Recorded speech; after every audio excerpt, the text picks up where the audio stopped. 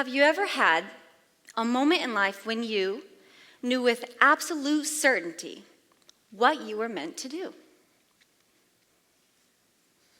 So I was in 4th grade. I'm at a Christmas party with my family. I get there, my friends and I, we decide to play a game of hide and seek, as 4th graders do.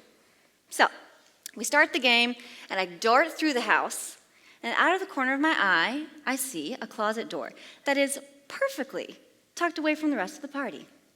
So I run over to this door, and I swing it open, and I'm ready to disappear into those racks of clothes because I was going to win this game. But as I stepped in, instead of hiding, which is the whole point, I was frozen instead. Because in the seemingly ordinary closet, I was now surrounded by glittering gowns and floor-length fur coats that were out of this world stunning, especially to a 4th grader. So the game, the whole point of hiding, the party, all of that faded away because I was mesmerized by the beauty that now surrounded me.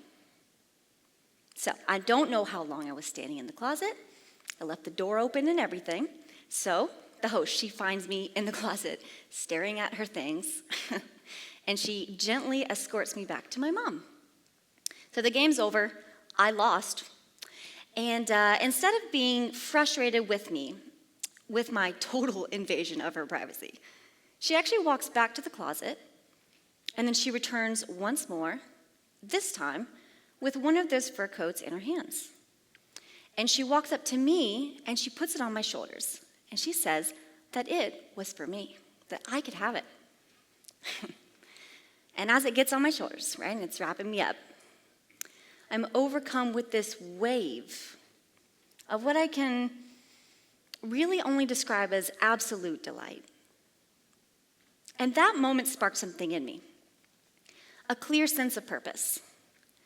In that moment, I knew I was going to be a fashion designer, had to.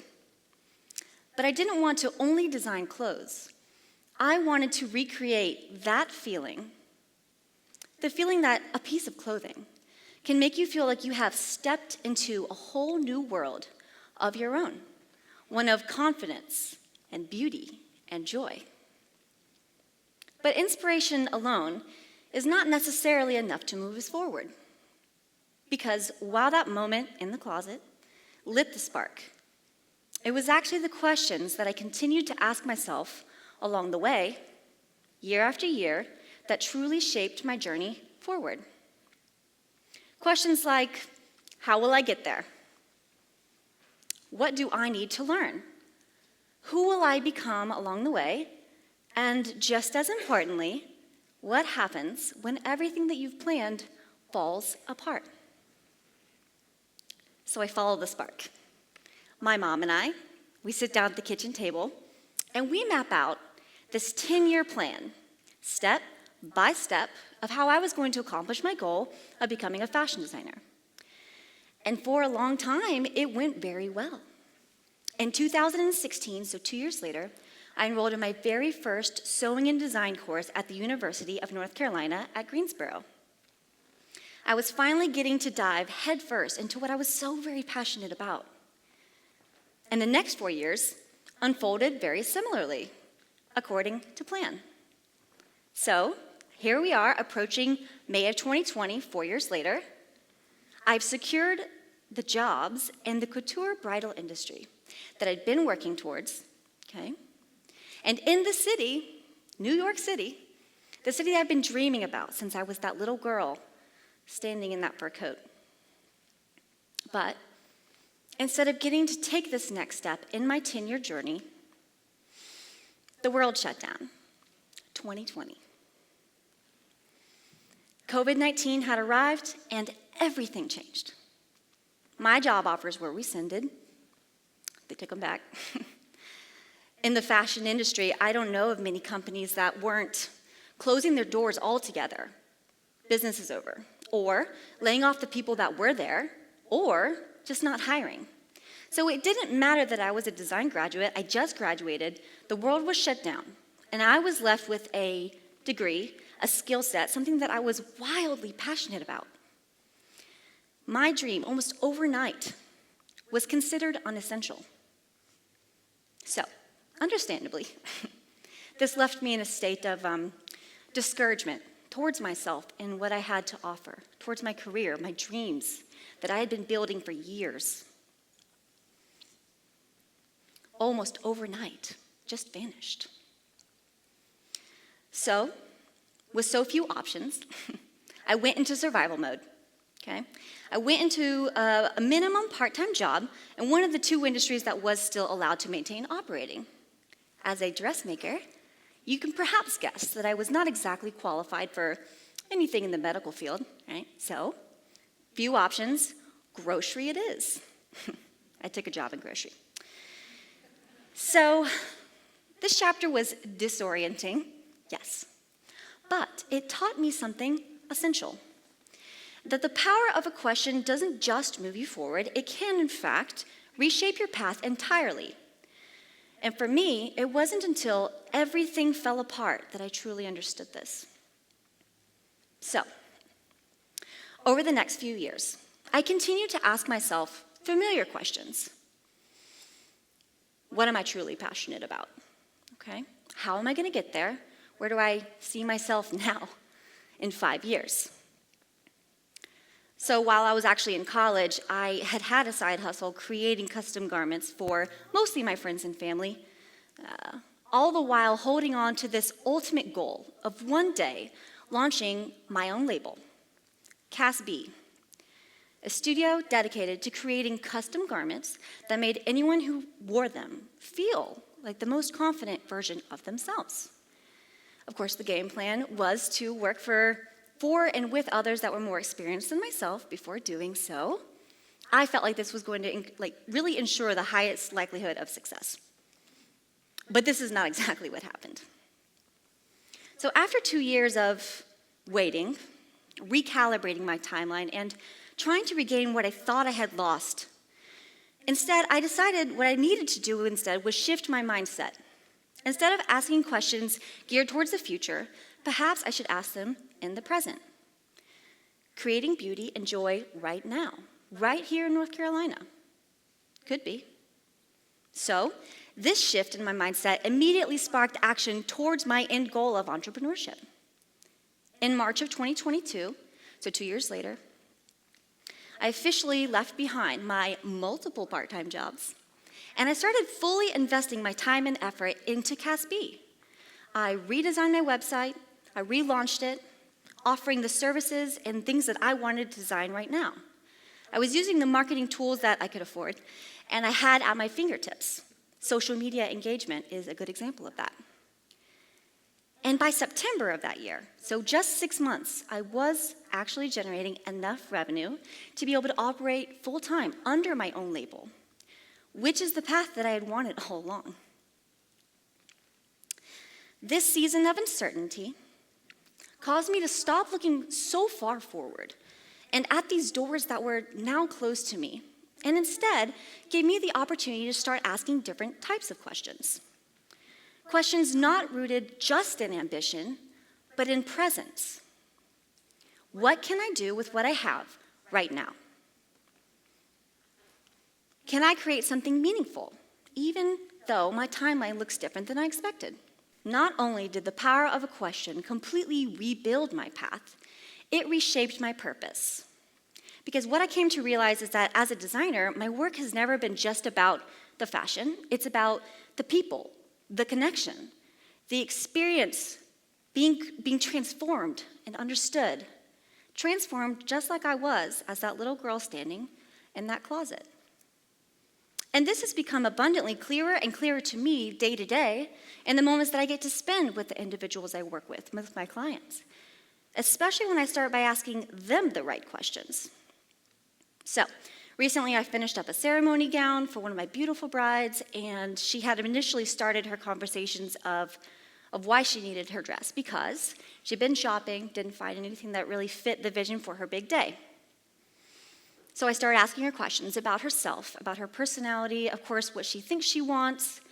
But this is to give me an understanding of who she is and how to design for her versus just a finished product she thinks she wants. And in doing so, asking these questions reveals beyond the problem of just not being able to find anything that she felt beautiful in. She was actually struggling with how the things that she had tried on looked on her based on her age and her height, her body type, and her size.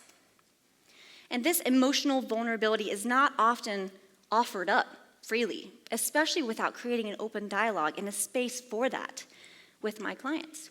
Maybe she wouldn't have shared this vulnerable information about herself if I hadn't asked the right questions. So, this instead gave me immediate insight into how to begin dressing her. These questions. And so from the first fitting to the last, she tells me, now she feels beautiful. Now she feels confident. Now she feels understood. And this is why I create. Because when you can make them feel seen, truly seen, that transformation, it changes everything. It changes everything. And that change, it doesn't just start with a fabric swatch or a sketch. It starts by asking the right questions. And I'm lucky enough to get to actually experience moments like this, these sweet moments, these transformations with individuals often. And that's a huge part of why I'm so passionate about what I do. So, another beautiful gal comes in, and she's expecting bridal alterations, not necessarily a breakthrough. She comes in, the first step in the bridal alterations process is getting her into the studio with her dress, with her shoes, and her preferred undergarments, so that we can ensure the best fit possible. And beyond that, so that I can make sure she feels beautiful and confident on her big day. So, we're doing it. We're doing the top to the bottom. We've got the bodice figured out. The next part is pinning the hemline. This can take between 15 and 30 minutes. What do you do in that timeline? Because you can expect with so many layers to a dress, making sure it's perfect. So this is actually an opportunity where I get to sit with my client and I'm working away, but I get to ask her my laundry list of questions. Of course, specifics about her big day, but also about who she is as an individual so that I can better understand what I need to adjust that's beyond purely how it looks, but how the fit will make her feel. So we're pinning it, working away. She sees me working. She sees my passion for what I do in action, and she says that that's really interesting. She's complimenting me on my work, which always feels good. It's very flattering. But then she kind of backtracks on herself, and she says, but I could never do that. I could never do what you do because I'm not very creative. So I ask her more questions. I ask her about her job. She says she's a data analyst, and I say, interesting, do you like that? No. She says no. I'm like, She goes, yeah, I'm really not very passionate about it, but, because to me, if you're not passionate about it, do something else. She said, I'm not very passionate about it, but I'm really not very passionate about anything, and I guess that's why no change. That statement I held on to because it actually opened a door to a more vulnerable conversation. So, I'm always curious. If you don't like your job, what did you go to school for to where you were at least interested enough to spend 4 years of your life and a lot of money on? And she says that she went to school for environmental science. Totally different. And that she also met her fiance there. And between now and then and everything in between, they visit national parks together, and that's one of their favorite things to do. And so now, without any more prompt, any more questions from me, she goes into all this beautiful detail of her experiences there. She talks about the way that the gentle breeze feels on their skin as they take long walks, and the coolness of the mist and the fog on those early mornings, and how the reflection of the sun looks during sunset and sunrise on these enormous lakes and these parks. And then, so I'm seeing her light up describing this. And she says, I guess actually I am passionate about that. So, in 22 minutes is how long it took me to pin that dress. She goes with her demeanor from quiet, reserved, clearly disconnected perhaps from passion, to bright-eyed, alive, rediscovering what truly moves her. The questions did that. The questions did that for her in 22 minutes. That transformation will outlast the dress. So, Seeing her light up during that fitting, it was the turning point for both of us, because it reminded me of how often so many of us, we walk through life with these quiet, limiting beliefs about ourselves and what we're capable of. So this experience made me curious. How many of us really think, like just right off the top of your head, that I'm not creative, I don't have a vision, that I'm not passionate about anything? So, to quickly get some data, I hop on Instagram to reach a large audience that I feel is as unbiased as possible. And I asked this simple question with a poll. Do you consider yourself to be a creative person? Yes or no? And in 24 hours, 897 people responded, and 70% said, nope, I do not consider myself to be a creative person. That statistic also stuck in my brain, not because I was shocked by the answer, but actually because it confirmed what I'd sensed so much in many of the individuals that I work with on a day-to-day basis. I'll work with them, we'll be in the process of our consultation, and almost always at some point while we're asking the questions about their vision for their big day, they almost always say, I actually don't really have very much of a vision because I'm not very creative. So whatever you think, we'll just do that, which, very flattering for me. Again, love that they trust my professionalism. But I've come to find that perhaps these statements, I don't have a vision, I'm not very creative, I'm not very passionate, these are shields that we hold up when we've convinced ourselves that we aren't creative enough to have a voice in the process. And so this is where my work begins. Not just as a designer, but as someone who listens. As someone who listens and asks questions. I ask people about themselves, about their story, about their big day, not just to extract all these answers, but hopefully to allow them to rediscover a part of themselves that maybe they've forgotten, or maybe they never gave themselves an opportunity to discover it in the first place. Shut it off. So, this concept of creativity I think about often in its origin. Is it something that you're born with, or is it something that you uncover? And if the latter, I find that more often it can be uncovered by the questions you are willing to ask yourself. So I'll leave you with one. What's one question that you haven't asked yourself in a long time? Perhaps because you're afraid that the answer might change everything. I encourage you to ask it, because the right question just might unlock the next version of you. Thank you.